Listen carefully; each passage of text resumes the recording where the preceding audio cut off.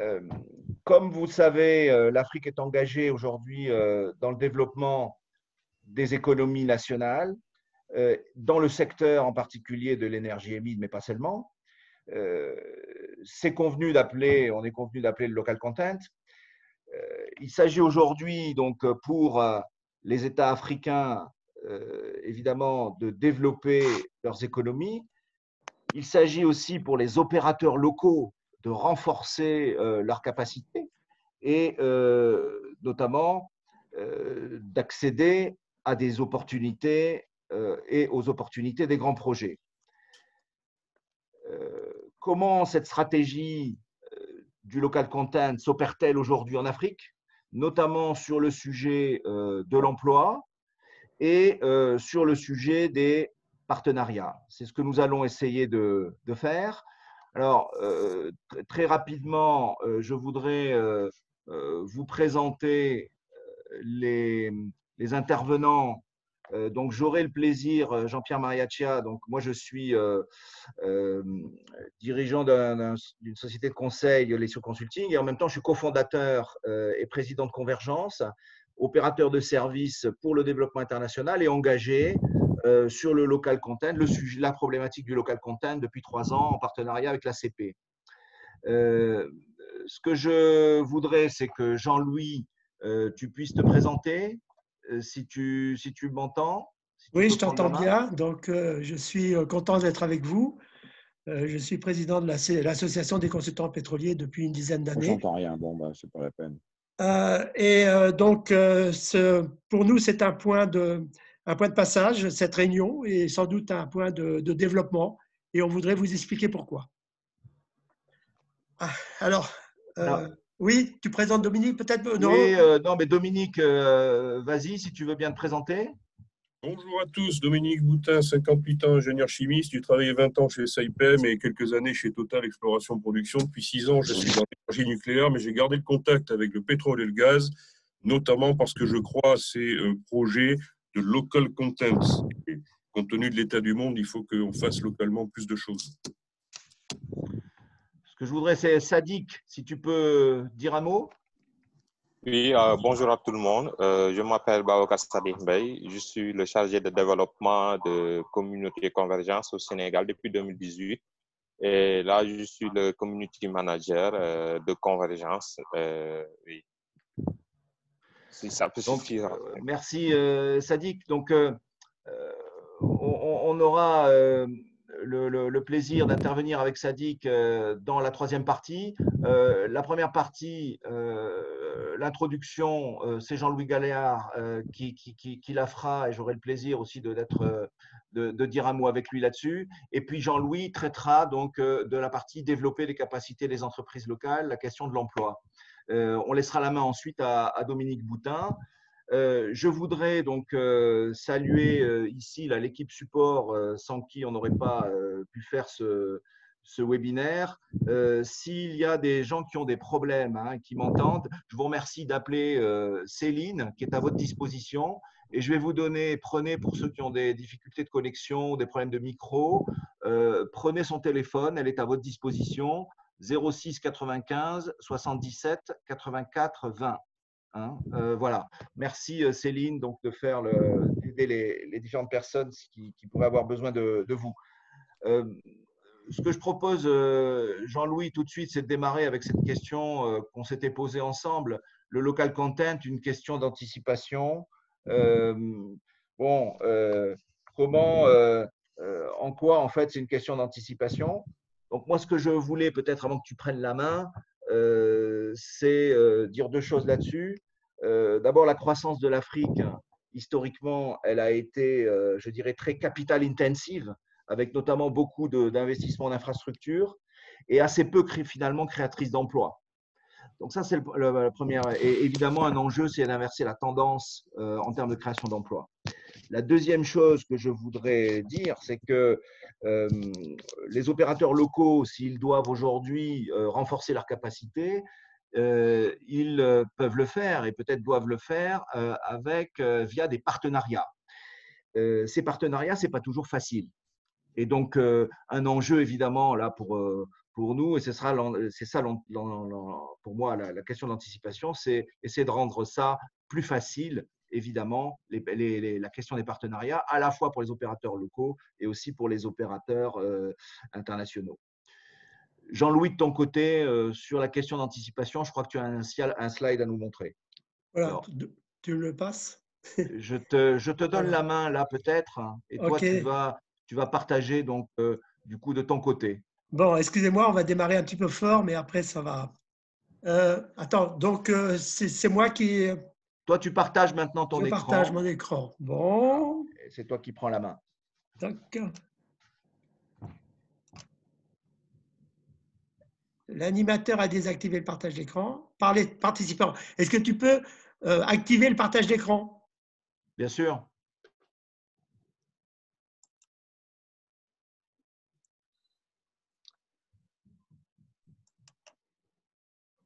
Voilà. Hop. Nous revoilà. Nous revoilà en diaporama. Est-ce que vous voyez l'écran? Oui, absolument. Tu Oui, peux le on le mettre en voit. grand écran et aller donc du coup sur le Diaporama. Voilà. Bon, donc merci Jean-Pierre. Merci aussi d'avoir facilité cette réunion et être à l'origine, la co-origine partagée de cette réunion. Tout de suite pour le graphe, après on oublie le graphe, pour pas que ça soit quelque chose qui vous mobilise l'esprit. Il y a de nombreuses études qui ont été faites sur l'industrialisation de l'Afrique et le comparer à ASS, ça veut dire Afrique subsaharienne, vous vous en doutez, et comparer à l'industrialisation des pays du monde. Vous avez ici, chaque point représente une situation d'un pays à une année particulière. Donc vous avez dans la partie foncée les 54 pays africains multipliés par 20 années d'informations sur lesquelles il a été relevé le PIB par habitant et la contribution, la valeur ajoutée manufacturière dans le PIB. C'est à peu près clair. Après, ça va sans doute se clarifier davantage. Donc ça, c'est les pays de l'Afrique subsaharienne en particulier. Et ça, c'est les pays du monde. Ce qu'on voit, c'est que, et là, à partir de là, on peut faire une tendance d'évolution des pays. C'est facile. Donc, on se met sur cette courbe-là, l'Afrique subsaharienne, et on voit qu'au départ, alors que le PIB a augmenté, le primaire, c'est-à-dire agriculture, pêche, a baissé et l'industrialisation, le secondaire, a pris la relève du primaire au fur et à mesure que le PIB a augmenté. À partir d'un point de retournement, le tertiaire, c'est-à-dire les services, se sont mis à se développer aux dépens des activités primaires et secondaires. Voilà, c'est classique, c'est ce qu'ont vécu, c'est ce que vivent tous les pays, y compris le nôtre. Le point particulier sur lequel je voulais démarrer ce séminaire, c'est qu'il y a un problème de fond qu'on a l'habitude d'appeler une désindustrialisation précoce de l'Afrique. Qu'est-ce que ça veut dire? C'est-à-dire que l'Afrique qui est là a vécu un pic, alors que son PIB augmente dans tous ces pays, PIB par habitant, je ne parle pas du PIB global, hein, donc le PIB a augmenté plus fort que l'augmentation de la population démographique, alors que le PIB par habitant augmentait dans les pays. Alors, évidemment, c'est pas, après, chaque cas est un cas particulier, hein, on est en train de raisonner d'une façon globale. Le pic de participation de la manufacture, disons, du secteur secondaire et manufacturier en particulier, a culminé à 15%, alors que dans les pays d'Asie du Sud-Est, il était de 25%. Donc, on se dit, voilà, en fait, ce qui s'est passé, c'est l'Afrique a quitté trop tôt, a retourné, s'est orienté trop tôt vers le tertiaire. Et on dira pourquoi. Pourquoi c'est important le secondaire? Parce que le secondaire comporte le manufacturier, l'extraction, la construction, l'électricité, le gazo. C'est un quart du PIB, c'est un quart de l'emploi. Et ce que les études ont démontré, c'est que la richesse était apportée en grande partie par l'activité secondaire. Donc, il ne faut pas du tout négliger ce secondaire en disant mais l'Afrique va s'y retrouver si on y va directement au niveau du tertiaire. Les emplois, ce sont des emplois techniques pour un tiers. Voilà, tout ça, ça fait que ça nous intéresse particulièrement. Alors, il y a des études qui ont été faites. Par exemple, je vais vous citer des recherches qui ont été menées. Par exemple, il y a par Philippe Jacquemot, qui est bien connu, en 2018, il posait la question « Industrialisation en Afrique en question, des désillusions à un nouveau volontarisme ». Cadeau de l'AFD en 2015, il dit « L'Afrique peut-elle se développer sans usine ?» Voilà, il y a tout un tas de recherches qui ont été menées et qui prouvent qu'on ne peut pas se passer, ou ça serait dommage, de se passer de cette augmentation d'industrialisation. Les pays l'ont compris et un certain nombre de pays ont prévu des plans de développement industriel. C'est le cas de l'Algérie, c'est le cas du Cameroun, de l'Égypte, de la Guinée équatoriale, du Gabon, du Mozambique et du Sénégal. C'est ça le plan Sénégal émergent 2035. La contribution importante, majeure, j'allais dire, du plan Sénégal émergent 2035, c'est de développer cette industrialisation du Sénégal pour essayer de rattraper ce que le Sénégal était en droit d'espérer de son industrialisation. Alors, ça, c'est le premier point. Le deuxième point que je voulais évidemment mentionner, c'est l'économie informelle. On est dans l'Afrique avec un pourcentage de l'économie informelle important. Je ne sais pas si vous avez assisté au webinaire qui a été organisé sur le thème il y a quelques semaines, sur la riposte sénégalaise par rapport au Covid. C'était le docteur Abdoud Aziz Mbaye, qui est le conseiller du président de la République, et qui nous a dit que l'économie informelle au Sénégal, c'est 97% de l'économie. Voilà. Donc ça, c'est quelque chose qu'on ne peut pas ignorer quand on fait un plan sur le Sénégal. Et c'est ça qu'on va essayer de prendre en compte dans toute notre réflexion. Voilà, c'est l'introduction que je voulais vous donner. Alors évidemment, on pourrait parler aussi de la crise sanitaire, même si on dit que l'Afrique n'est pas trop touchée, n'empêche qu'en termes de logistique, en termes de communication, l'Afrique est touchée d'une façon fondamentale. On est amené à se remettre en cause dans tous nos processus de coopération avec l'Afrique. Le climat, même si l'Afrique n'est pas responsable du problème climatique, elle en subit, en particulier au niveau du Sahel. Elle a une très forte perturbation au niveau du climat. Le cours des matières premières, qui a chuté, on le connaît très bien dans le domaine des hydrocarbures, mais c'est aujourd'hui encore le cas au niveau des activités minières qui n'ont pas retrouvé le niveau que les différents pays ont eu avant. Voilà, c'était ma slide d'introduction, un petit peu intensive, mais je voulais partager avec vous au moins ce point de départ. Alors Louis, j'ai posté un message sur l'économie informelle. Peux-tu nous éclairer rapidement? Alors, je vais en parler un petit peu. C'est très compliqué parce que par définition, elle n'est pas documentée.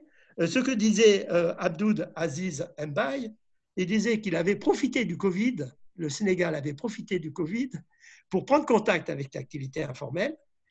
C'est l'activité, on peut dire, c'est artisanale, évidemment. Quand on se balade à Dakar, dans les rues, on voit beaucoup d'artisans qui ont tous les métiers du monde. Et donc, ce qu'il disait, c'est que les masques, les masques que le Sénégal a produits en grand nombre ont été fabriqués par l'économie informelle.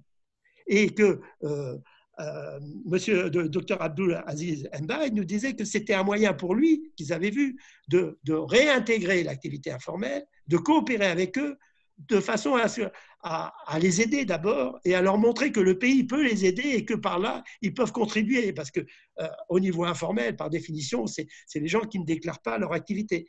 Donc, il y a des activités informelles. Je vais surtout je vais essayer d'éclairer ce qu'on entend par emploi informel plus qu'activité informelle. Voilà, c'était ma slide d'introduction. Je vais peut-être continuer maintenant. Jean-Pierre, après ce petit collectif. Un mot peut-être, Jean-Louis. Merci beaucoup pour cette introduction. Ce que je voulais dire à tout le monde là, c'est que nous allons donc enchaîner les présentations de Jean-Louis et puis de Dominique et puis ensuite de Sadiq. Ce que je vous demande, c'est de poser toutes les questions qui vous viendront, que vous aurez envie de poser via le chat conversé qui est en dessous donc, de votre écran. D'accord? Et nous répondrons à la fin de la présentation, enfin des présentations, nous reprendrons à ces questions.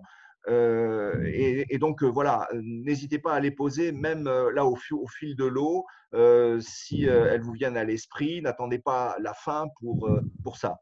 Et nous répondrons donc aux questions en dernière partie. Jean-Louis, tu nous parles maintenant de la question de l'emploi et notamment la réponse à cette question, en quoi la question de l'emploi est au cœur aujourd'hui du projet de développement du local content. Alors donc, je vais aborder maintenant le thème de mon intervention sur l'emploi et spécifiquement sur l'emploi au Sénégal. Mais pour faire le lien avec ce que je viens de dire, je voudrais simplement mentionner que si le Sénégal s'intéresse au local content humain, ce n'est pas un caprice, c'est la stratégie du Sénégal qui repose sur une implication du Sénégal dans le local content des grands projets, même si cette partie est mineure. Et on verra qu'elle est mineure forcément. Mais ça n'a pas d'importance. Ce n'est pas un caprice, ce n'est pas une idée de récupérer quelque chose et puis voilà, on sera content. Certes, un certain nombre de pays, on l'a vu, et je vous recommande d'aller sur le site de l'ACP et de regarder ce qui s'est passé dans un certain nombre de pays, en particulier au Nigeria, où il y a eu des développements inconsidérés du local content, très punitifs. Et derrière, comme il n'y avait pas de relève, eh ben, ça n'a pas servi à grand-chose en termes de développement. Là, ce que le Sénégal cherche, je pense, c'est d'avoir une petite participation au local content pour développer quelque chose de beaucoup plus important, qui est le développement de l'industrie.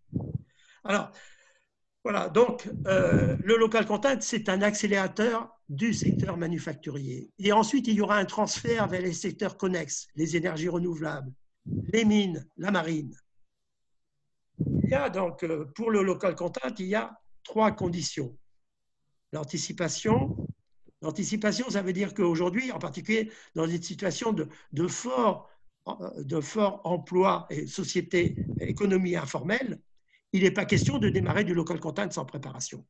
Parce que tout de suite, nos amis ingénierie,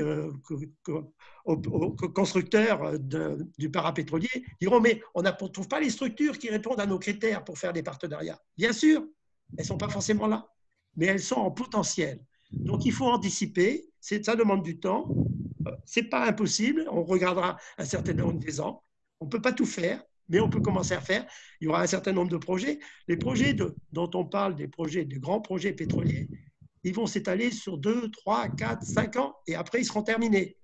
Donc, il faut, pendant cette période de 2, 3, 5 ans, il ne faut pas faire un coup. Le pays n'attend pas à ce qu'on fasse un coup sur un projet particulier pour une prestation particulière.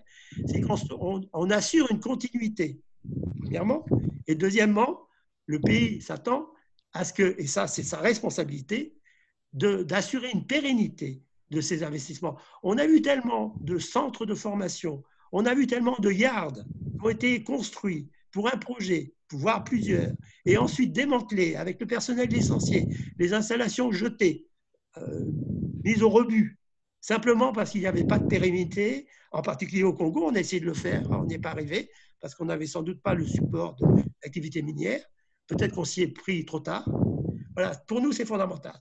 Alors, je voulais juste, pour dire sur qui on est 70 consultants au sein de l'Association des consultants pétroliers, et on s'appuie sur nos membres partenaires, nos 10 membres partenaires qui sont des back-office de nos activités. Alors, les membres partenaires, je vais les passer en revue rapidement.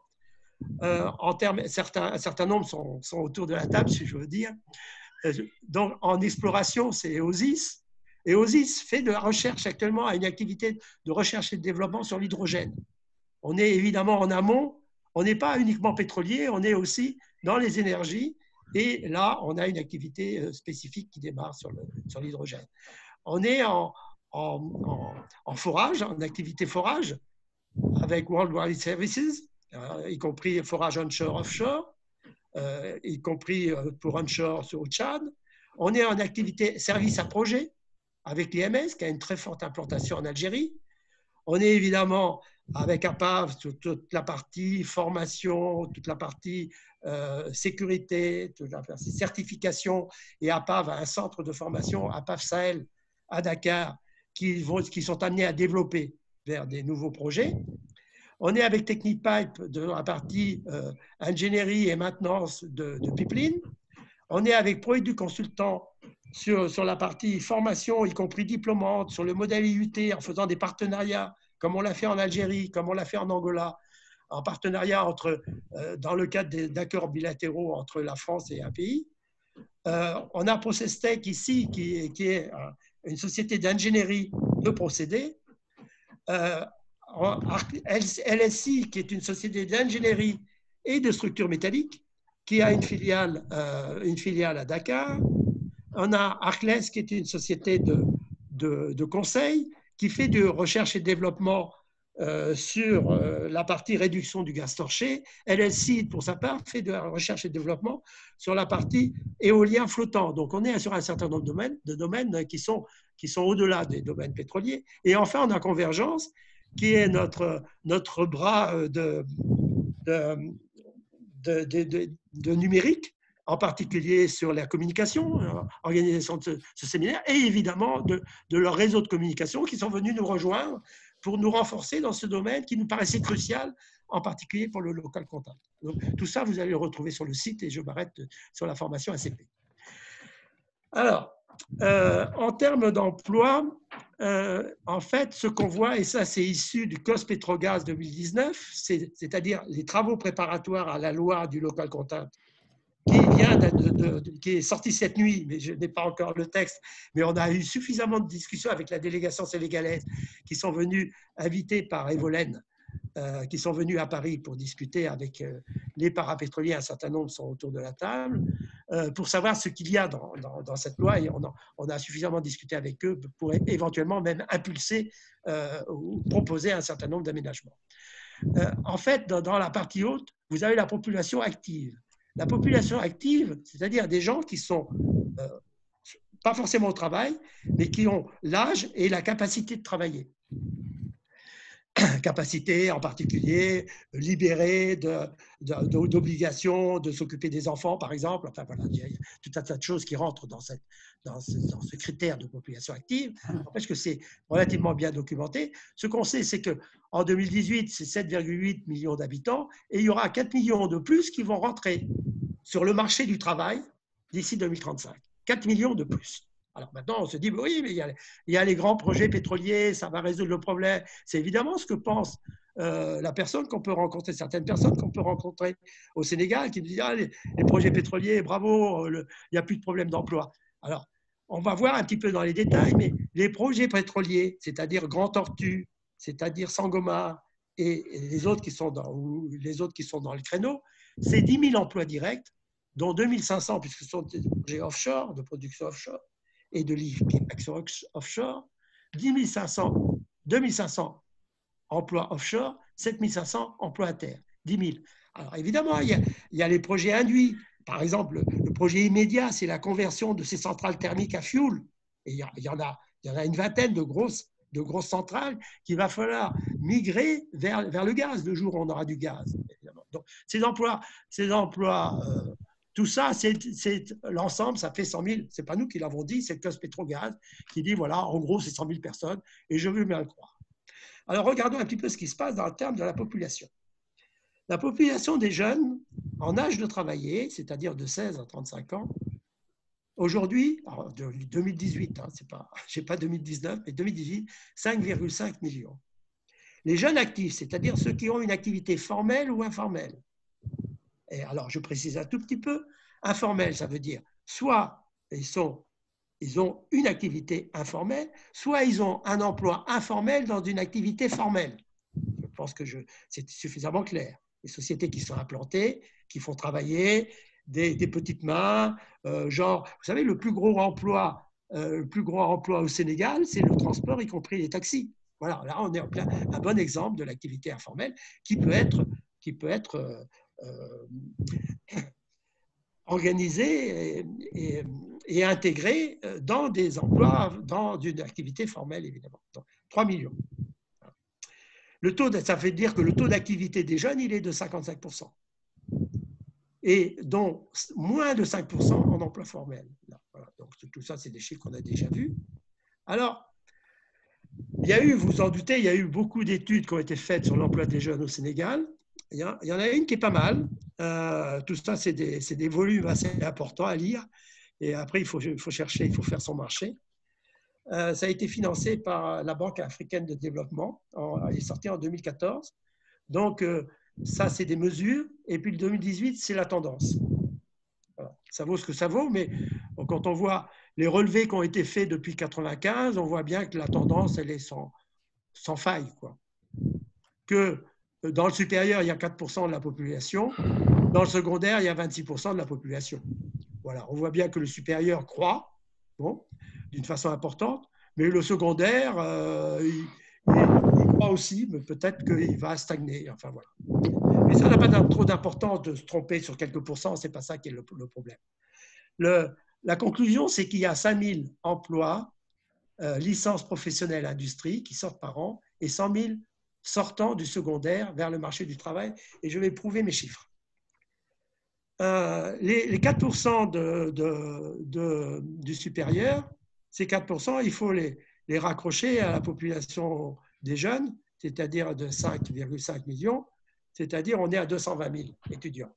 Il y a 220 000 étudiants dont, alors, il se trouve que nous, dans nos projets, on a l'habitude de dire que les ingénieurs, ce n'est pas ça la clé en termes de fourniture, en termes de nombre en particulier. C'est ce qu'on appelle les techniciens supérieurs, ce qu'on appelle aussi enseignement supérieur professionnel court, typiquement une licence professionnelle.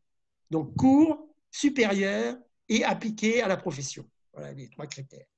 Donc, il y a un tiers de ces étudiants qui sont en enseignement professionnel court et un quart qui sont en orientation industrie. Alors, en fonction du nombre d'années, on arrive à 5000 diplômés, licence pro, industrie par an. Et ce sont des pourcentages, ça donne un ordre de grandeur. Mais il y a une partie, ces 5000, il y a une partie qui va vers l'informel.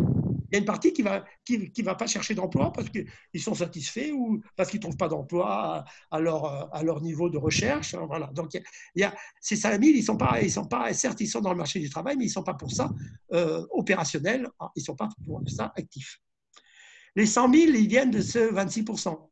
Les 26%, alors, c'est qui sortent du secondaire vers le marché du travail. Là. Donc là, on prend les gens qui sont actifs, les 3 millions, on en prend 25%. Et puis ensuite, on divise par le nombre d'années du secondaire et on arrive donc à 100 000 personnes qui sortent du secondaire vers le marché du travail. Voilà les deux sources de main-d'œuvre. Une qui est très qualifiée, très équipée en termes de compétences, c'est de niveau ingénieur technique, et l'autre qui a un niveau secondaire, un point c'est tout, sans spécialisation. Regardons un petit peu ce qui se passe dans les besoins RH des grands projets. Alors là, on s'intéresse évidemment principalement aux spécialistes techniques dont j'ai parlé tout à l'heure. J'ai annoncé 5040 qui est le résultat de ce qu'on va voir tout à l'heure. On connaît la phase des projets, il a fallu l'actualiser parce qu'il y a eu des reports à cause du Covid. On connaît la phase du projet de Grand Tortue qui a une unité de production offshore donc, et une unité de liquéfaction offshore. On connaît Sangomar avec une unité de production offshore et comme c'est de l'huile, l'huile est envoyée à terre, en particulier vers la raffinerie. Et puis il y a un nouveau projet, où il y a plusieurs projets, mais enfin bon, voilà. Il y en a un qui est en train de mûrir tranquillement, d'une unité de gaz avec une unité de production offshore et un LNG onshore. Je l'ai mis en 2024 pour vous dire bien que tout ça n'était pas finalisé. Ça fait 20 ans qu'on travaille sur les projets local content en Afrique subsaharienne, en particulier en Angola, en particulier au Congo. En 2004, on a fait une étude de mapping complète sur le marché pétrolier angolais. Et on a validé après, quand on a travaillé sur le Congo, ce qu'on avait trouvé. Et donc, on a une sorte de trame standard qui nous dit que pour construire un FPSO ou un FLNG, on a besoin d'un certain nombre de populations techniques qui sont là. Et là, en fait, il y en a en 2021, il y en a deux, il y a GTA et SNE, c'est-à-dire Grand Tortue et Sangomar, qui se mettent en construction, donc pour 2 FPSO et un FLNG. Et cette première phase de construction, elle va mobiliser 3 fois 30 personnes en mécanique, c'est-à-dire 90, voilà, 1000, elle va provoquer l'emploi de 1000 emplois. La deuxième année de construction, il faut typiquement rajouter autant que l'on a mis à la première pour avoir des équipes doublées. Et là, donc, on arrive et on met en construction là, les brownfields. Les brownfields, c'est quand on pense qu'à ce moment-là, on va commencer à travailler en construction sur la rénovation de certaines centrales thermiques dont j'ai parlé tout à l'heure. Et on arrive, et après, quand on passe en opération, eh bien, il faut évidemment mettre en place les équipes d'opération maintenance. Donc là aussi, on a une matrice, et donc on peut planifier le nombre de personnes. Voilà, les 5000, ce sont des nouveaux emplois par an. C'est un total de 5000 emplois créés d'ici 2026. Vous voyez bien que les 10 000 dont le ministère parlait, les 10 000 emplois, on en a trouvé 5000, mais on n'a parlé que des emplois techniques. On n'a pas parlé des emplois qui étaient liés à des activités d'assurance, de transport, etc. Donc voilà, il y en a en gros pour autant. Donc on peut valider les chiffres du ministère. C'est déjà une bonne chose. Voilà. Alors, il y a des travaux chez moi. Donc je vais essayer de...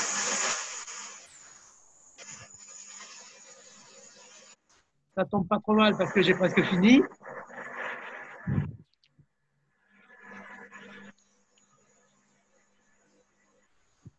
Voilà. Donc, en fait,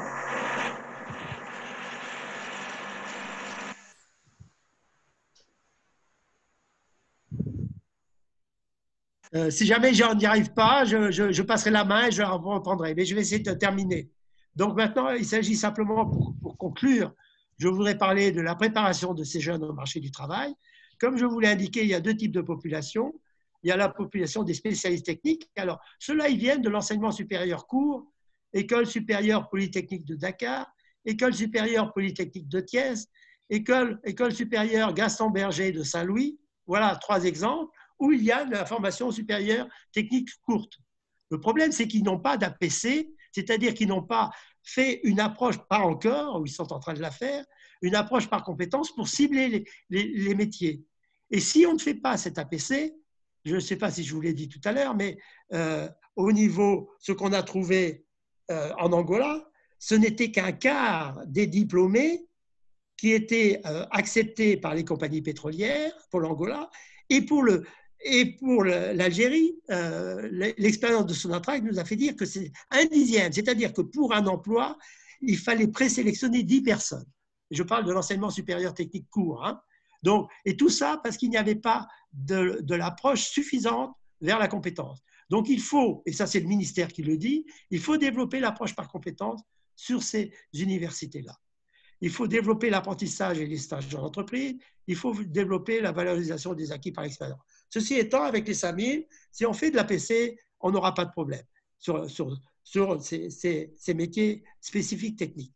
Pour les autres métiers, où on a 100 000 jeunes, il faut se servir de l'expérience qui a été faite par le ministère de la formation professionnelle au Sénégal et qui a créé en 2018, financé par l'AFD, une formation APC pour les métiers de formation, centres de formation, métiers portuaires et logistiques. Alors, ça nous intéresse beaucoup à cause de l'activité offshore de nos projets.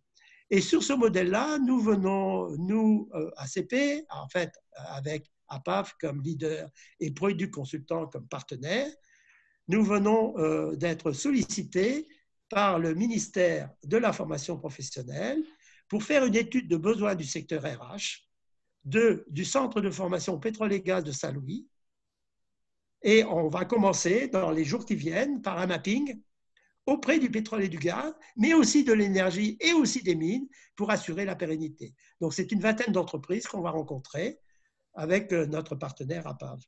Ensuite, on fera les filières, on proposera des filières et on créera, on calculera des investissements et les frais de fonctionnement. Voilà. Ça, c'est un petit projet, ce n'est pas un gros projet, mais c'est un projet qui est fondamental pour nous et sans doute fondamental pour le Sénégal dans le cadre de la mise en emploi de ces 100 000 personnes qui sortent du secondaire sans avoir de qualification. Donc, il s'agit typiquement de leur donner une spécialisation, une qualification sur une petite année de formation. Voilà, pour terminer, je voulais vous dire que ça, ce n'est pas moi, c'est le ministère à nouveau qui a essayé de mettre sur cette slide les fournitures de services et d'équipements. Et vous voyez en vert, alors il y a 3 couleurs, il y a du vert, il y a du gris et il y a du mélangé. Le vert, c'est ce qui est réservé, c'est préliminaire, hein, réservé aux locaux. Alors dans les réservés aux locaux, on trouve des constructions de piles d'ancrage, du FPSO, on trouve un certain nombre de choses, de services de restauration, des assurants, de montage, assemblage de Christmas tree. Voilà. Dans ce qui est réservé aux sociétés internationales, c'est des choses comme la construction du FPSO, c'est la fabrication des Christmas trees, enfin il y a un certain nombre de choses qui sont vraiment trop spécifiques. Et ce qui est à développer en partenariat, c'est justement ce qui tomberait. Voilà. Et pour vous expliquer tout ça, il n'y a personne de mieux qui peut vous l'expliquer que Dominique Bouta, qui va prendre la relève. Je ne suis pas certain qu'il y ait personne de mieux que moi, Jean-Louis, la production. Bon, il est vrai que j'ai quand même travaillé quelques années dans ces domaines-là, donc a priori, je ne devrais pas dire trop de bêtises. Vous m'interromprez si c'était le cas. Je te laisse donc défiler les slides, Jean-Louis.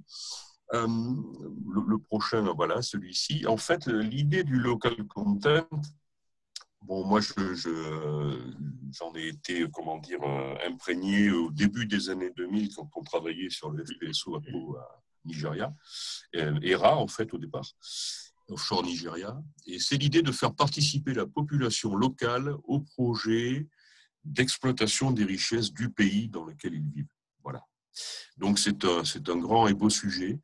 Et on vous présente dans les slides qui suivent une démarche qui peut contribuer à ce que les membres du groupement ACP puissent supporter des entités, des acteurs de fabrication locaux au Sénégal.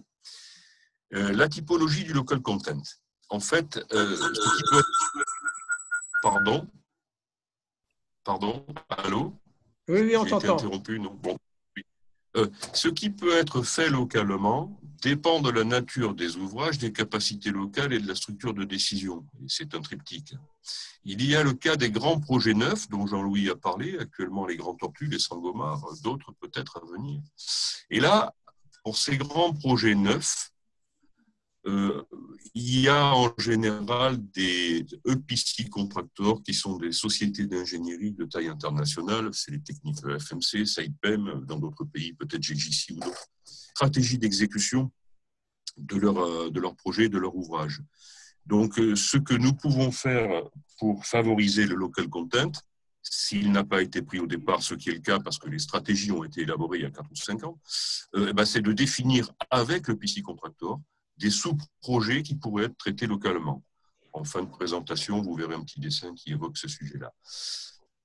Dans le deuxième, d'ouvrage opérationnel, des projets plus petits, dits brownfield, les installations marchent depuis longtemps. Là, ce que nous pouvons apporter, ce qu'il faut apporter pour favoriser le local content, c'est en fait un support à l'ingénierie. Un support à l'opérateur en compétences d'ingénierie pour définir les modifications, pour définir le projet. Établir une stratégie d'exécution avec l'opérateur, stratégie dans laquelle on va évidemment retrouver des entreprises locales qu'on appelle ici des EPC contracteurs locaux, chacun dans son métier ou pourquoi pas des entreprises générales. Donc il y a une typologie pour le local content, il y a des acteurs.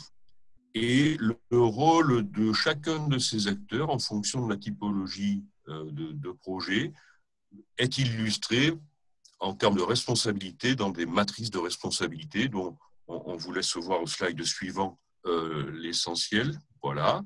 Si vous prenez le cas, par exemple, des grands projets, la matrice sur la gauche, ce qui peut être fait localement, alors compte tenu évidemment des capacités présumées en place, hein, c'est immédiatement la fabrication de gros travaux de structures métalliques, donc sur des yards locaux.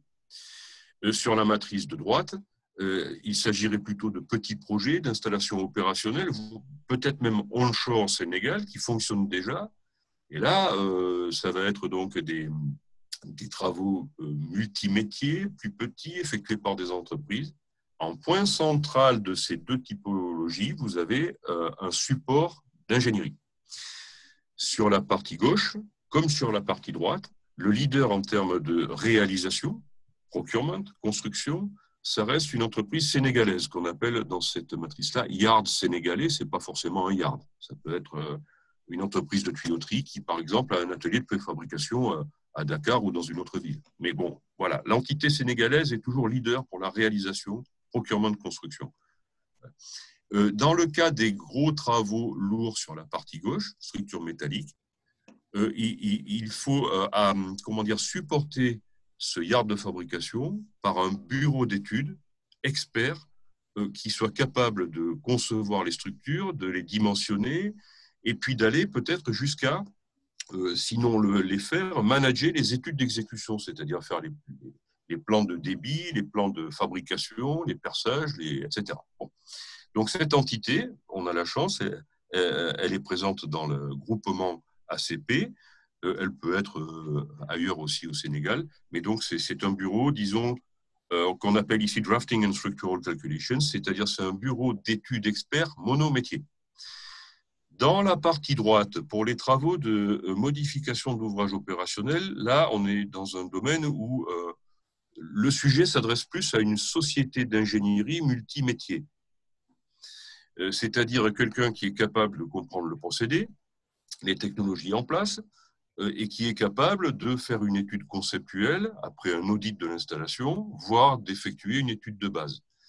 On a, à titre d'exemple, dans cette colonne, l'entité ProcessTech, dont c'est le métier, et qui, vous voyez, dans la partie basse, par exemple, dans le cadre des études de base, elle peut réaliser les études de base. Une fois que le projet est lancé, le contrat EPC, le leader sera le yard sénégalais, avec des contributeurs autant que les contributions seront demandées. Donc, bon, c'est pour résumer et donner une idée un peu simple de où sont les acteurs, quel est leur rôle en fonction de la typologie des projets. Je pense qu'on peut passer au slide suivant. Alors, quel appui faut-il fournir aux sociétés locales au Sénégal pour qu'elles puissent participer soit aux grands projets, soit aux projets de modification? D'abord, il faut que, puisque nous proposons d'avoir un rôle dans ce développement du local content, il faut que nous puissions prendre connaissance de la nature des projets. Établir l'état d'avancement de leur définition technico-économique. Vous comprenez tout de suite, c'est est-ce qu'ils ont fait des études de base, est-ce qu'il y a un conceptuel, est-ce que ça a été chiffré, bon, voilà. Investiguer les capacités d'intervention locale, on ne pourra faire au départ qu'en fonction de ce qu'on sait déjà faire, et la finalité étant de développer d'autres capacités locales, comme l'a dit Jean-Louis au fil des années. Pas simplement de faire une partie du projet spot. On retombe donc sur les cas brownfield, greenfield. Brownfield, bon, ben là, il est clair qu'on se propose de participer à la définition du projet. Il faut que quelqu'un fasse une étude de base, une estimation de coûts, d'investissement d'opération et établisse une stratégie d'exécution. C'est l'ensemble de ces activités, disons, est consigné dans un document qu'on appelle un FEED, un Front-End Engineering and Design Dossier, hein, que les EPC contracteurs internationaux connaissent bien. C'est le point de départ qui permet aux décideurs de lancer ou non le projet tel qu'il est défini.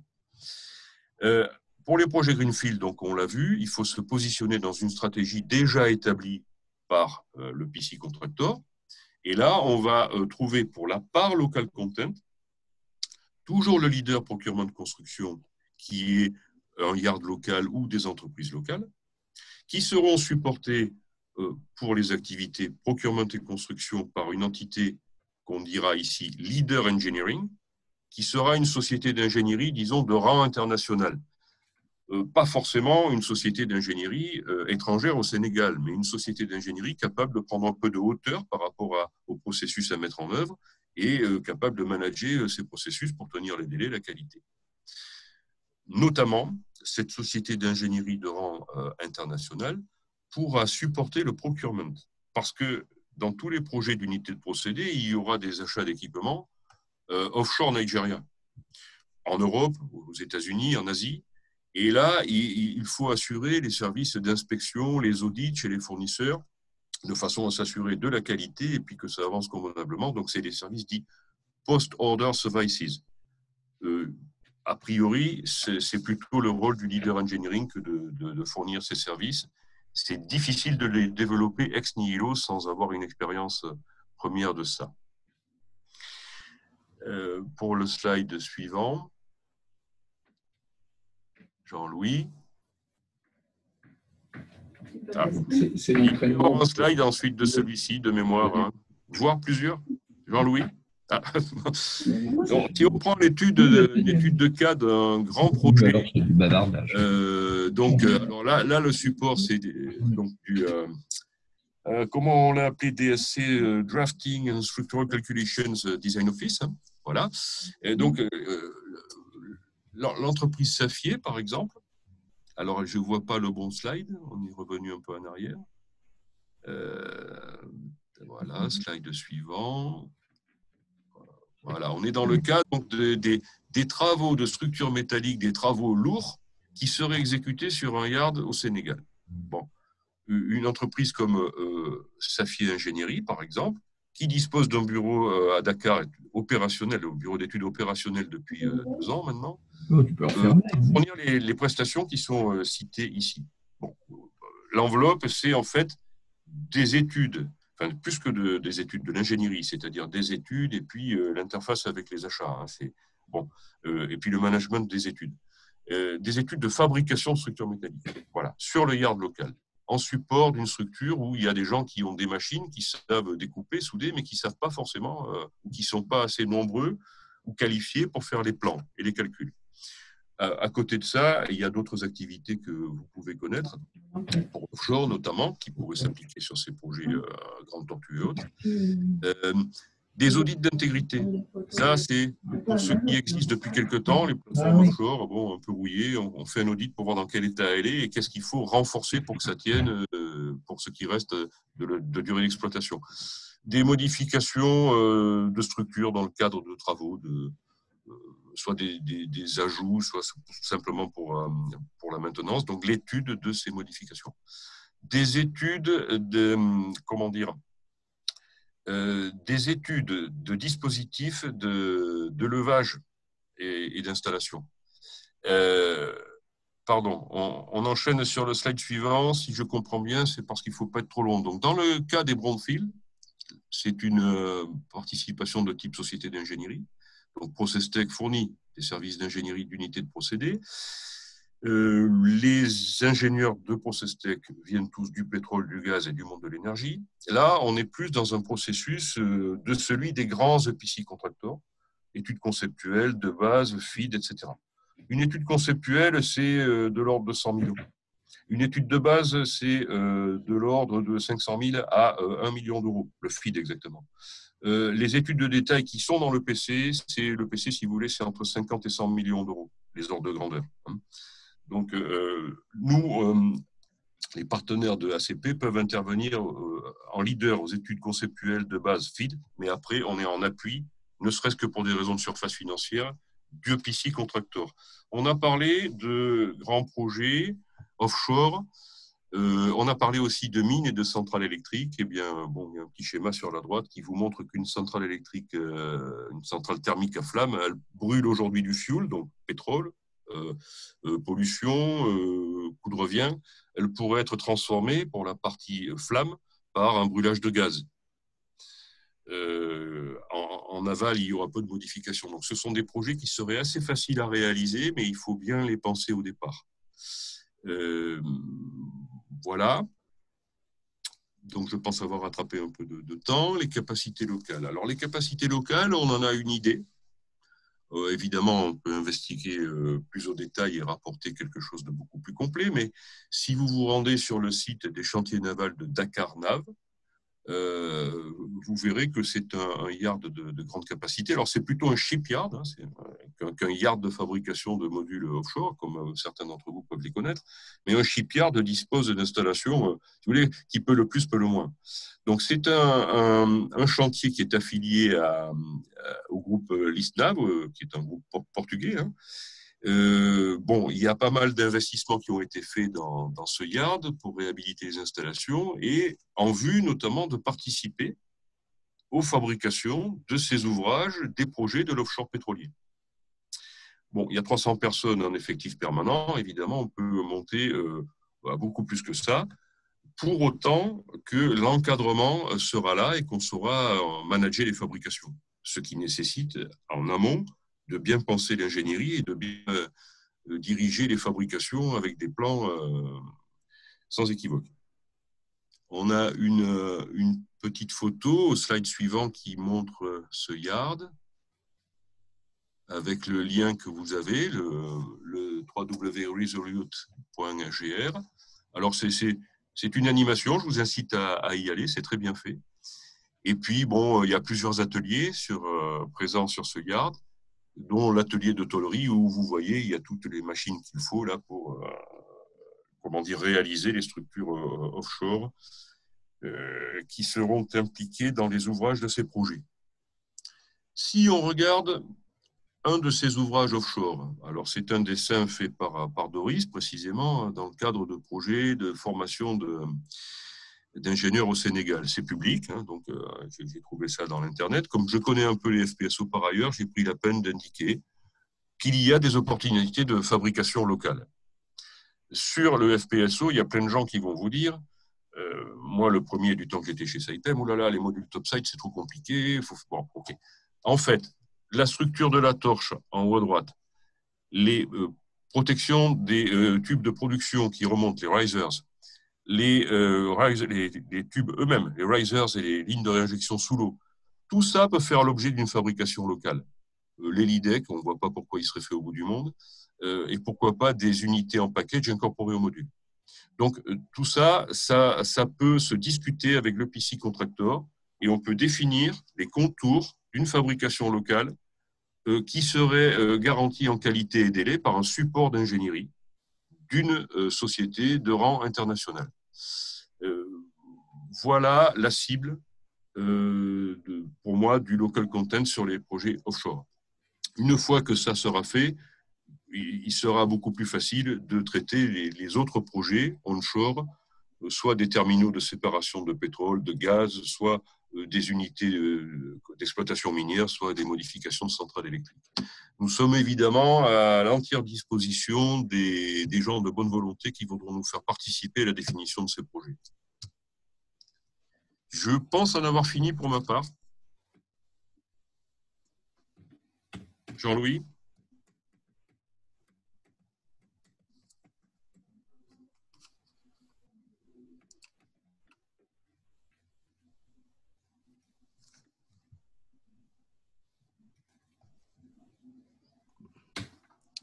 Jean-Louis? Ah. Je ne sais pas si je reprends la main normalement là maintenant. J'espère que vous m'entendez. Moi j'entends bien, Jean-Pierre. D'accord. Par contre, je suis bloqué sur le slide de Jean-Louis. Je vais essayer de le faire avancer. Voilà. D'accord. Voilà, j'ai repris la main. Donc, on aura des questions, on prendra les questions hein, tout de suite après sur les parties de Jean-Louis et Dominique. S'il vous plaît, n'hésitez pas à utiliser le chat hein, comme je vous l'avais proposé. Donc, j'aurai le plaisir d'intervenir sur cette dernière partie avec Sadiq Mbaye, qui est notre chargé de développement Convergence au Sénégal, sur la question de fédérer les actifs avec les entreprises et les entreprises entre elles. Notre conviction, c'est que les solutions d'appui, quelles qu'elles soient, que ce soit au RH ou que ce soit aux entreprises, ne peuvent pas fonctionner, d'accord, s'il n'y a pas de solutions et de dispositifs permettant de les fédérer. Notamment s'il n'y a pas de solution permettant une interconnexion. Si les entreprises, les talents ne peuvent pas, à un moment donné, rencontrer leurs interlocuteurs, ceux qui vont les embaucher pour les talents et ceux avec qui ils vont travailler pour les entreprises. Donc, quelques convictions que je voudrais partager avec vous sur cette question. Comment répondre aux enjeux du local content concrètement avec notre conviction, si vous voulez, c'est qu'il faut y répondre avec deux objectifs. Premier objectif, c'est connecter les acteurs. Deuxième objectif, les accompagner. Et évidemment, au niveau des talents, au niveau des RH et également au niveau des entreprises. Alors, qu'est-ce que ça veut dire connecter, accompagner les talents?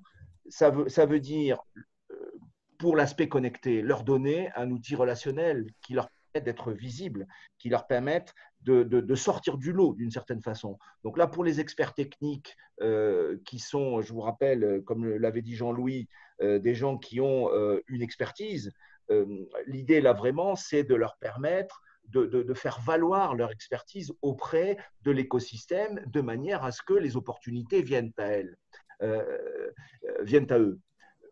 Pour les jeunes qualifiés, il y en a 100 000 par an, disait Jean-Louis. Là aussi, l'idée, c'est de leur permettre de sortir peut-être de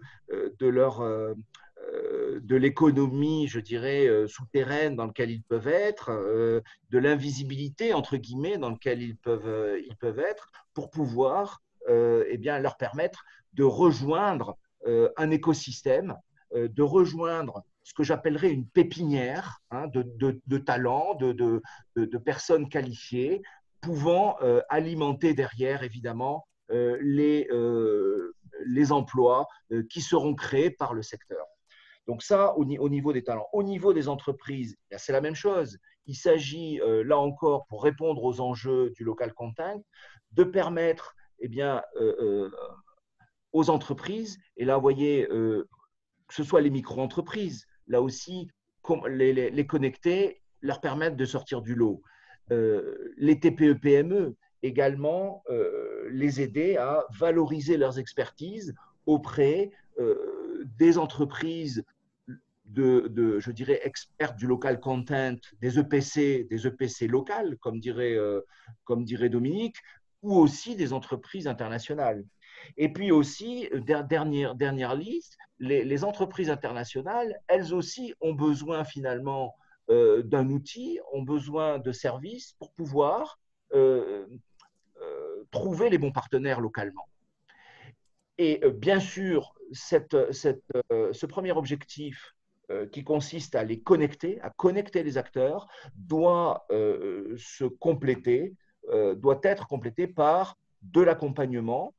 Pourquoi? Parce que il faut, par exemple, les experts, les jeunes qualifiés, il faudra peut-être les mettre à niveau et leur apporter un certain nombre, en tout cas certains d'entre eux, ceux qui peuvent être éligibles, un certain nombre de compétences nouvelles. Donc, les former, les faire monter en puissance et également les préparer à ces opportunités auxquelles ils pourront accéder.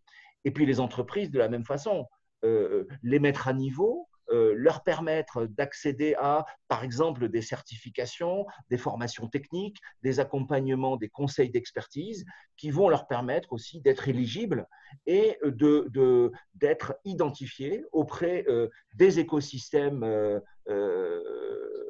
du local content, des opérateurs, des EPC internationaux qui cherchent des partenaires locaux. Donc, voilà un petit peu les deux axes sur lesquels nous croyons et évidemment, nous essayons d'apporter avec nos partenaires de l'ACP une solution avec un dispositif global de communication, de services et d'expertise. Très clairement, comment aujourd'hui il y a des plateformes, si vous voulez, qui existent et qui sont pertinentes, en particulier pour les entreprises, je dirais, d'un certain niveau. Comme vous l'avez compris, on veut nous cibler tous ceux qui sont aujourd'hui exclus de ce paysage, qui ne sont pas encore valorisés. Donc, on va le faire avec un triptyque composé d'une plateforme de mise en relation, d'un outil relationnel. Eh bien, c'est convergence.link dont vous avez vu l'adresse IP. C'est un bouquet de services, à la fois des services digitaux et aussi des services personnalisés. Car, si vous voulez, il ne s'agit pas d'adopter un outil digital, je dirais, ça passe évidemment par deux choses. Ça passe par l'existence de l'outil, la connexion avec cet outil, mais ça passe aussi par un accompagnement autour de l'utilisation. Et cette utilisation, elle doit être aussi renforcée, accompagnée, comme on le disait, par un certain nombre de services qui vont aider, par exemple, concrètement, chaque entreprise à être plus visible auprès de son écosystème, auprès de ses cibles, et qui va aider les talents, par exemple, aussi à être plus visibles, à être connectés auprès de leurs employeurs potentiels. Troisième élément, évidemment, des communautés d'affaires, des réseaux d'expertise et de partenaires qui sont constitués. Et ça, justement, pour illustrer la façon dont ce dispositif a été mis en œuvre au niveau du Sénégal, eh bien, je voudrais que Sadiq, si tu es là, Sadiq, tu m'entends? Oui, je suis là. Je voudrais que tu puisses, donc, comme on l'avait dit, présenter toi-même ce que tu as fait, enfin, ce dernier slide au Sénégal qui illustre en fait l'action de convergence auprès de l'écosystème sénégalais. À toi la main. Merci Jean-Pierre. D'accord. Merci Jean-Pierre pour cette introduction. Juste pour faire la présentation de Convergence au Sénégal, bon, ce que Convergence a pu faire depuis sa connexion à l'Afrique en 2018, on pourrait dire, parce qu'on a pu quand même créer une forte communauté, une communauté nommée même Communauté Convergence qu'on a pu développer sur les différents réseaux sociaux, notamment Facebook, LinkedIn, Twitter et même sur WhatsApp, etc. Et les actions aussi de terrain avec les ambassadeurs qui nous accompagnent pour présenter les services de convergence. Et aussi, on a pu faire réaliser des inscrits au niveau de la plateforme. Et aujourd'hui, on a des chefs d'entreprise qui s'intéressent réellement aux services innovants de convergence et trouvent l'importance d'être connectés à d'autres ou trouver des partenaires qui leur permettent d'avoir des opportunités. Donc, depuis son avènement, Convergence a pu, surtout au niveau de l'Afrique de l'Ouest, parce qu'on n'oublie pas que Convergence est aussi présent au Burkina, au Maroc, etc. Mais au Sénégal, on a pu aussi abattre un travail très important. Et en termes de chiffres, on a par exemple 20% d'entreprises qui sont aujourd'hui inscrites sur la plateforme et 80% des professionnels, des talents qui ont, comme le disait Jean-Pierre, qui ont fait confiance et connaissent bien les services que leur propose Convergence. Et aussi les inscrits. Pour dire que Convergence aujourd'hui est considérée comme la solution. Parce que bon, toutes les entreprises ont besoin d'être connectées à l'international et Convergence est là pour ça. Et ils ont besoin d'avoir des partenaires, que ce soit locaux ou des partenaires extérieurs. Ils en ont besoin. C'est pour cela qu'ils considèrent toujours les services de Convergence comme les bienvenus. Et aujourd'hui, considèrent Convergence comme quelque chose qui peut leur apporter beaucoup de choses aussi. Depuis qu'on y travaille, on fait des rencontres avec des chefs d'entreprise, on discute avec eux et vraiment quand on leur présente ce que leur propose Convergence, ils trouvent ça, comme je disais tout à l'heure, des services vraiment innovants qui peuvent leur permettre aujourd'hui d'avoir des opportunités. Voilà. Merci. Je voudrais rajouter, Sadiq, si tu permets, un point. Oui. Quelle est aujourd'hui, je dirais, la force de Convergence en particulier au Sénégal sur ce sujet du local content? Oui. Il y a 3 éléments finalement qu'on apporte aujourd'hui aux différents acteurs et aux écosystèmes. C'est le dispositif dont je vous parlais, plateforme, bouquet de services, réseau, communauté. 2, une stratégie partenariale forte et engagée. Et ça, nous l'avons avec évidemment l'ACP, mais aussi différents acteurs qui sont qui sont dans l'écosystème, qui sont des grandes associations, des agences gouvernementales. Et ça, c'est véritablement l'axe, la façon dont nous mettons en œuvre, je dirais, nos solutions. Et puis 3, une capacité, je dirais, d'agir localement avec des équipes qui peuvent justement aider à la constitution de cette pépinière, à l'accompagnement de cette pépinière au service de la stratégie et de la politique local content du Sénégal. Oui, effectivement. Je vous remercie. Tu veux rajouter un mot, Sadiq, là-dessus? Bon, c'est bien. Tout a été bien dit. C'est bien. Ok, je vous remercie. Je reprends ma casquette de modérateur et je voudrais je vous propose maintenant de passer aux différentes questions que vous pouvez avoir sur le sujet du local content. Je vais revenir un petit peu sur le sommaire que nous avions défini. Je vous propose donc d'ores et déjà là de prendre quelques instants pour nous adresser une ou 2 questions. Nous avons un petit quart d'heure pour pouvoir y répondre, si vous voulez bien. Allez, si vous voulez, en utilisant, vous pouvez utiliser donc le chat que vous avez. Jean-Louis, est-ce que tu as accès au chat? Alors, je voudrais dire que comme vous l'entendez, j'ai un bruit épouvantable autour de moi, donc je n'ai pas pu le faire stopper parce que je ne sais pas d'où ça vient. Donc, ça va être très compliqué pour moi d'intervenir. Ah, ok. Bon, est-ce que Dominique, tu m'entends? Oui, je t'entends parfaitement. D'accord. Donc, est-ce que tu as accès au chat avec les questions? Oui, je vois, donc j'en avais posé une, on m'a répondu. Ensuite, merci de couper vos micros. Daniel Picard à tout le monde. Les décrets d'application de la loi Local Content sont-ils sortis? Alors, c'est peut-être plutôt Jean-Louis qui pourrait répondre à cette question. Non, c'est cette charge. Est-ce qu'il y a quelqu'un… alors, moi, je n'ai pas la réponse à la question. Je sais que c'était imminent, mais je ne sais pas si à ce jour, ils sont sortis. Est-ce que quelqu'un dans l'assistance a une réponse sur le sujet?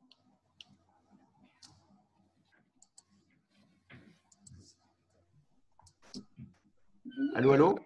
C'est un point à répondre. Oui, donc Jean-Louis, est-ce que tu ne peux pas répondre à cette question? J'essaie de me connecter, mais très rapidement. Donc, je n'ai pas la réponse. Peut-être que Jean-Pierre Favnec a la réponse. J'ai essayé de le contacter. Et sinon, ben, ce n'est pas la première fois qu'on entend que le décret est sorti et qu'il n'est pas encore sorti. Jean-Pierre? Oui, d'accord. Donc, Jean-Pierre Favnec, tu peux demander. Jean-Pierre, est-ce que tu m'entends? Oui, je t'entends. Tu m'entends? Oui, oui, très bien. Oui, ben, je regardais, je n'ai pas eu d'informations. Je crois que quelqu'un disait que ces décrets étaient sortis cette nuit ou hier soir. Ils sont très en retard puisqu'ils auraient dû sortir déjà depuis plusieurs mois. Et je n'ai pas trouvé de trace officielle de parution de ces décrets, ce qui est une opération apparemment très compliquée au Sénégal. D'autre part, là, on peut peut-être penser que du fait qu'il y a un décalage dans les projets, peut-être que le gouvernement s'est moins pressé. Je ne peux pas répondre à la question. Jean-Louis, apparemment, on t'entend là maintenant. Oui, mais très ponctuellement. Donc, merci Jean-Pierre pour cette clarification. Ce n'est pas la première fois que l'écrit est annoncé, mais n'est pas Voilà. encore sorti. On va voir. On suit ça de près et on vous tiendra au courant. Là étant, je ne suis pas certain que le décalage des projets y soit pour grand-chose, parce que j'ai vu dans la presse que les projets, précisément c'est l'atout du Sénégal, ont tous été financés avant la crise. Okay, contrairement à des projets d'autres pays africains. Jean-Louis, puisque on t'entend là apparemment, même si tu es gêné par le bruit, est-ce qu'on pourrait revenir sur un sujet, notamment une question que tu as abordée dans la présentation, sur la préparation au marché du travail des talents dans le cadre donc du local content. Comment en fait aujourd'hui, si tu devais synthétiser ou résumer, comment préparer les jeunes à qu'ils soient diplômés, qu'ils aient une expertise ou qu'ils soient niveau secondaire, comment les préparer au marché du local content, au marché du travail local content, de ton point de vue? Alors, moi, je suis un petit peu gêné, mais vous risquez de l'être beaucoup plus. Donc, si jamais j'ai trop de bruit, je couperai. Alors, est-ce que tu peux faire passer la slide sur la préparation, une de mes dernières slides? En fait, le sujet pour nous va démarrer par un mapping. Enfin, un mapping, c'est un grand nom. Disons, un interview d'une vingtaine de sociétés au Sénégal. Absolument. Dans le domaine pétrolier, mais aussi dans le domaine minier et dans le domaine de l'énergie. Donc, on va les rencontrer et on aura besoin d'un certain nombre de personnes qui sont autour de la table qu'on contactera pour avoir leurs sentiments sur les ressources humaines dont on aurait besoin pour les grands projets. On fera la partie équivalente de notre côté avec les mines et les énergies renouvelables. Tant qu'on n'a pas fait ça, on ne peut pas dire grand-chose parce que c'est justement l'objet de cette première phase du centre de formation. Ce qui est clair, c'est qu'il faut créer une formation qualifiante. Je ne parle plus de diplômant. Il faut qualifier ces jeunes, ces 100 000 jeunes qui viennent de secondaire pour leur donner le moyen et les capacités de réaliser correctement et même d'une façon très professionnelle leur activité dans les domaines de construction, de soudage, etc. Donc, ce sujet-là, il faut le démarrer par un état des lieux, de la formation, et ça, on sait à peu près ce qui se passe, mais surtout un état des lieux et une prévision de la demande. Quand on aura fait ces demandes, on va définir des filières. Alors, ça a l'air long comme processus, mais il y a des accélérateurs qui vont être mis en place. Il y a aussi APAV qui a son propre projet de création d'un centre de formation. Alors, celui-là, de centre de formation de Saint-Louis, il va être mis en place. Il y a aussi un centre de formation d'APAV qui va intervenir. Donc là, quand on aura défini les filières dans quelques mois, d'ici septembre, on pourra après solliciter et indiquer les investissements qui sont nécessaires pour opérer. Évidemment, on a prévu, dans le cadre de notre projet, comme accélérateur, de pouvoir s'appuyer sur l'université Gaston Berger en attendant que les locaux soient construits pour faire la propre formation des premiers lots de personnes qui auront besoin de travailler sur les grands projets de formation dans les locaux de Gaston Berger à Saint-Louis. Et donc, une fois que les gens seront diplômés, d'accord, est-ce que tu peux rappeler, et ça a été un peu le sens de nos échanges, je dirais, depuis quelques mois maintenant, pourquoi on a besoin de les aider à passer à transformer l'essai, si on peut dire? Alors, donc, disons, pour simplifier, mettons-nous en aval de la formation. Prenons des gens qui ont choisi une filière, qui sont en cours de formation dans cette filière, une formation typiquement de 9 mois, par exemple. Pendant leur formation, pour préparer le terrain, il faut qu'ils se mettent sur un réseau, enfin, il faut qu'ils soient intégrés dans un réseau de communication dans lequel ils vont partager les opportunités, se préparer à la sortie pour trouver du boulot, que ce soit leur propre activité ou du travail dans des domaines de leur spécialité pour rejoindre des compagnies locales. Donc là, l'idée, c'est qu'il y ait un accompagnement de ces jeunes qui soient opérationnels dès leur formation pour les aider à trouver du boulot et les motiver à trouver du boulot dans l'activité formelle et pas dans les secteurs informels, dans les secteurs pétroliers, en leur faisant entendre que ces projets pétroliers, c'est du court terme, et à moyen terme, ça sera les énergies renouvelables et les mines. Écoute, merci beaucoup. On n'a pas été gêné par le bruit. Dominique, si tu es avec moi, j'avais une question qui permettrait peut-être aussi de revenir sur des points clés de ton intervention, peut-être en deux temps. Un, pourquoi apporter un appui aux OPC locales? D'accord. Et de quel type d'appui et quel type d'appui et aussi, mais pourquoi a-t-on besoin de le faire? Et puis, si tu as la réponse à la question, combien aujourd'hui y a-t-il de PC contracteurs locaux, je dirais en Afrique, susceptibles, je dirais, d'interagir avec les EPC internationaux ou les sociétés internationales? C'est une question qui m'est adressée, Jean-Pierre. Oui. Oui, alors bon, la première est plus facile à répondre, mais les deux sujets sont un peu complexes. En fait, tout tient à la difficulté d'avoir la maîtrise des processus de conception, réalisation de projets. C'est pas parce que les gens sont au Sénégal et formés mais peu qualifiés ou qu'ils ne savent pas faire. C'est exactement la même problématique qu'en France et partout dans le monde. C'est-à-dire que c'est un métier, la conception et réalisation de projets, et bien qui demande des compétences et de l'expérience. On ne s'improvise pas directeur des études pour faire une étude conceptuelle. Il faut avoir une seniorité toujours derrière chaque compétence. Et le problème qu'il peut y avoir au Sénégal, comme il se pose d'ailleurs chez nous aussi dans certains domaines, c'est que l'absence de seniorité fait que le plus jeune ne peut pas apprendre parce qu'il n'a pas avec lui quelqu'un d'expérience. Ça, c'est très clair. On connaît cette problématique sans faire trop de développement pour construire une centrale nucléaire en France où vous entendez tous dire qu'on a perdu les compétences, qu'on ne sait plus faire, que ceci, que ceci. C'est exactement pareil. Voilà. Donc, il faut amener de la seniorité dans tous les processus d'études, d'achat, de construction au Sénégal. Cette seniorité n'étant pas déjà présente, il faut qu'elle vienne de l'extérieur. Le but étant de la produire localement. Comment tu identifies localement les compétences locales, l'expertise locale qui va être justement nécessaire pour avancer sur les projets local content et dans le cadre notamment au Sénégal, en tout cas, de la nouvelle loi sur le local content?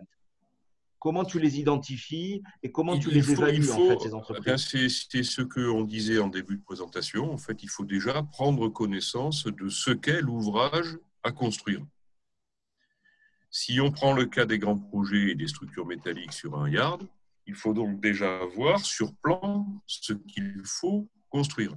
Ensuite, les plans qui vont être fournis par l'engineering, le technique, le SAIPEM, ce n'est pas des plans, avec des plans comme ça qu'on construit. Il faut faire des études pour faire des débits de matière, de tubes, de plaques. Il faut savoir faire des plans de détail, indiquer des diamètres d'alésage, savoir quelle machine utiliser.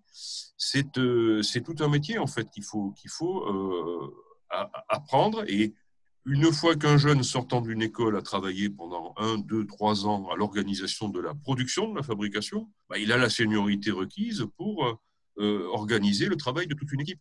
C'est pareil dans le domaine du soudage des tuyauteries. Quand un dessin en 3 dimensions, vous savez, un isométrique de tuyauterie sort d'un ordinateur d'une société d'ingénierie, pour le construire, ce document ne suffit pas. Il faut le découper en petits morceaux, des spools, on fait le spooling. Pourquoi en petits morceaux? Parce qu'on adapte en fait les morceaux à l'outil de fabrication qu'on a sur site. Si vous avez des des gros moyens de levage avec des canons à rayons X, etc., dans un gros atelier bien équipé avec des soudeurs qui savent souder sur plusieurs procédures, ah ben, vous pouvez faire des pièces beaucoup plus complexes que si vous partez de rien. Donc, il faut organiser la production et c'est par là qu'on contracte en fait les compétences requises et que ces compétences qui viennent de l'extérieur amènent à progresser localement. C'est le schéma que j'ai connu en Angola sur les yards, c'était ça. Au Nigeria aussi, un petit peu, mais il y a d'autres problèmes. Dominique, il y a un commentaire de Stéphane Sol à tout le monde là, qui dit donc le contenu local pour les projets GTA et Sangomar donc est déjà défini, validé, approuvé via un plan de développement. Il dit la nouvelle loi de local content s'appliquera pour les prochains projets. Un commentaire là-dessus? C'est ce que je disais tout à l'heure, c'est que ces schémas d'exécution dans les EPC, ils sont définis déjà il y a 3-4 ans. Hein. Donc, pour rentrer là-dedans, ça ne va pas être simple. Oui.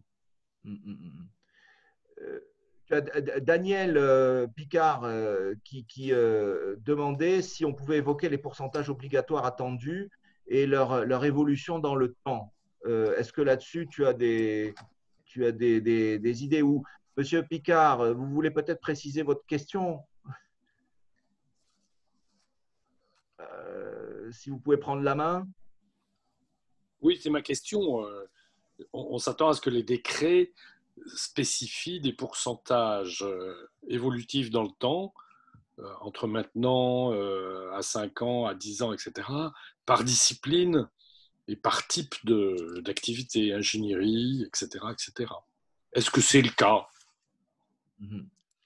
Qui veut répondre là? Jean-Louis, je ne sais pas si tu as entendu la question. Qu'est-ce que tu peux dire? Je n'ai pas de commentaire particulier. Je regardais les questions. Alors, par rapport à la réponse de Stéphane Solé, ça c'est clair.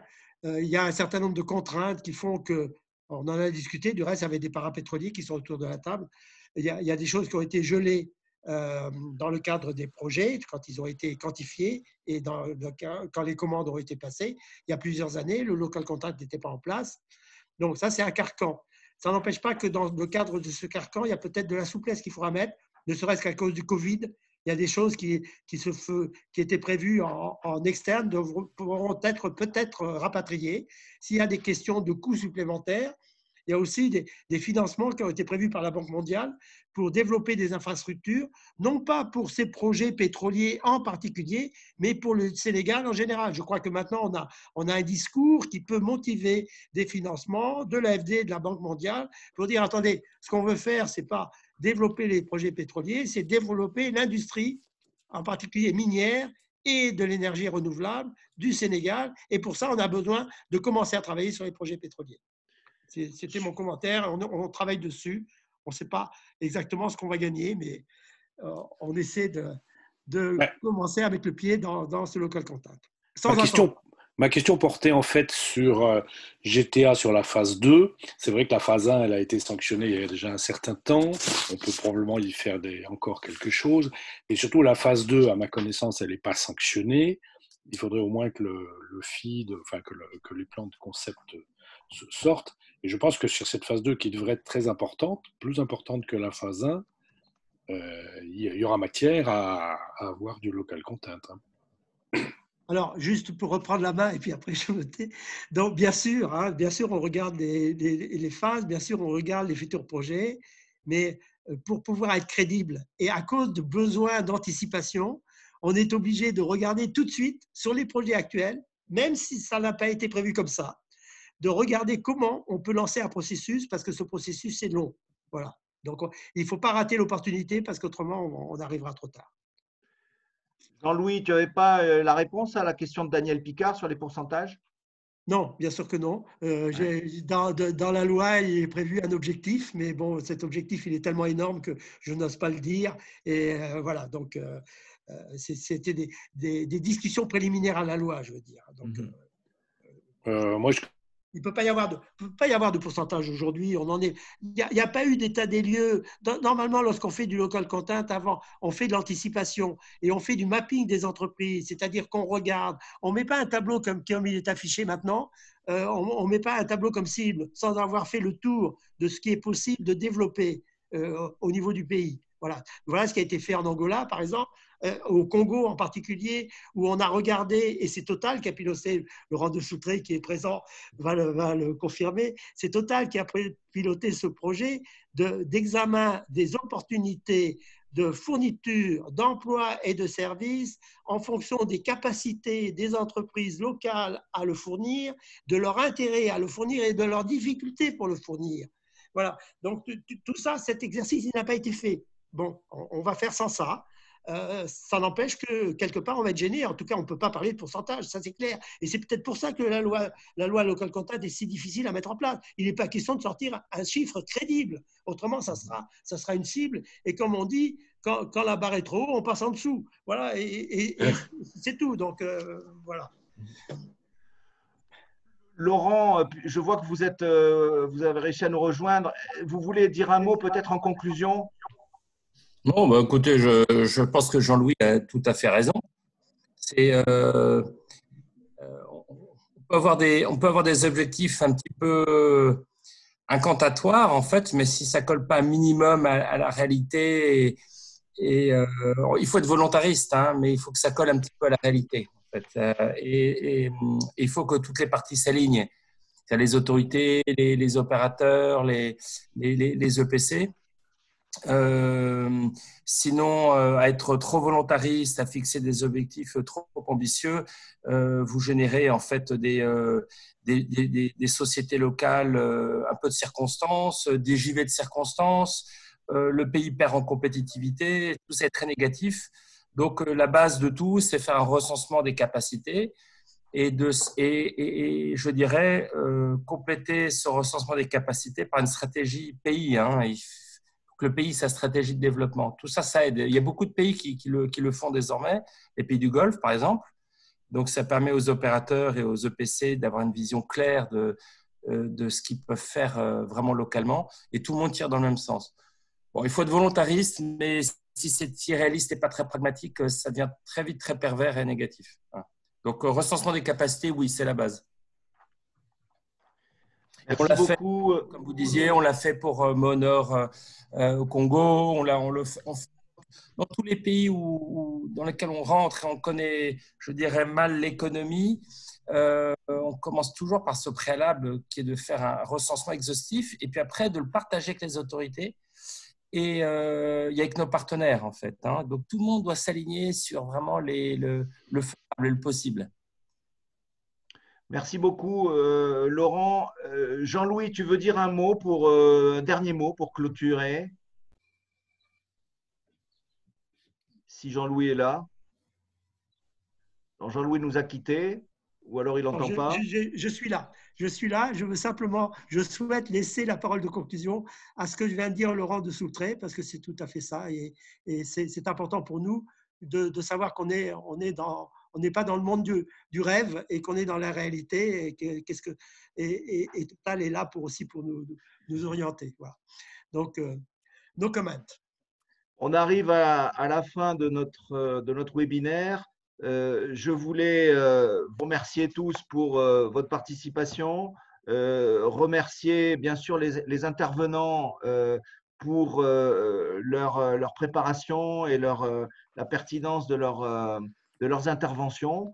Merci à Sadiq, merci l'équipe support, merci à vous tous pour vos interventions et vos questions. Vous retrouverez donc le replay de ce webinaire dans un mail que nous vous adresserons. Il y aura également un petit questionnaire, je dirais, d'évaluation. Merci de le remplir. Merci aussi à tous ceux qui ont des propositions à faire, des contributions à proposer, des idées, voire des besoins à nous soumettre, je dirais nous, c'est Convergence et l'ACP et les partenaires ACP. On est là aussi pour réfléchir avec vous, pour apporter des solutions au développement de ce beau projet, de cette belle cause qui est le développement du local content en Afrique. Je vous remercie à tous et je vous dis à très bientôt, très certainement à la rentrée avec donc de nouvelles thématiques autour du développement évidemment du business et du secteur de l'énergie mine en Afrique. Et on reviendra vers vous très prochainement pour vous proposer un nouveau rendez-vous webinaire. Merci à vous. Merci. Merci. Et merci aux participants d'être restés présents. N'oubliez pas de remplir le petit questionnaire de satisfaction qu'on vous enverra, si vous voulez bien. Merci à vous. Bonne journée. Merci beaucoup. Au revoir. Au revoir. Au revoir à tout le monde et merci pour votre participation. Au revoir. Merci Jean-Louis. Au revoir.